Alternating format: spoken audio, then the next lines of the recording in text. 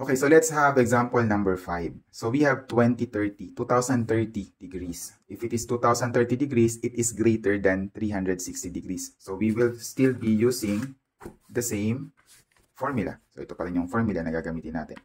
Okay? So that will be Sn is equal to theta minus 360k. So theta is 2030 degrees minus 360. Anong value ng k ang ilalagay natin para ang maging sagot is negative? So it should be, dapat ang maging kalalabasan nito is mas malaki kesa dun sa 2030. Okay? So, tingnan natin if 360 times, let's say, times 3, and that is 1,080. Kulang. Okay?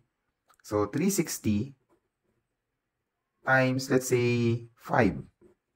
So, 360 times 5 is 1,800. So, kulang pa rin. Okay? Dapat lumampas tayo sa 2030. 360 times 6. That's 2,160.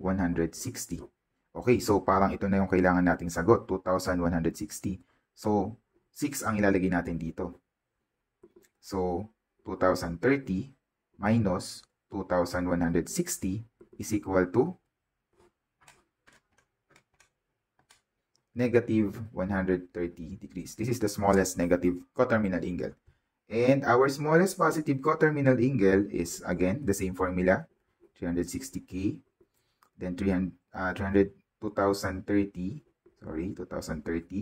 minus 360 times what number? Para ang maging sagot ay positive.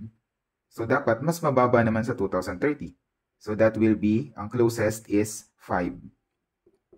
And that is 2030 minus 1,800.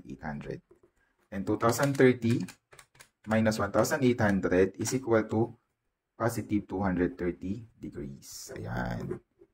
So, this is our smallest negative and this is our smallest positive coterminal angles.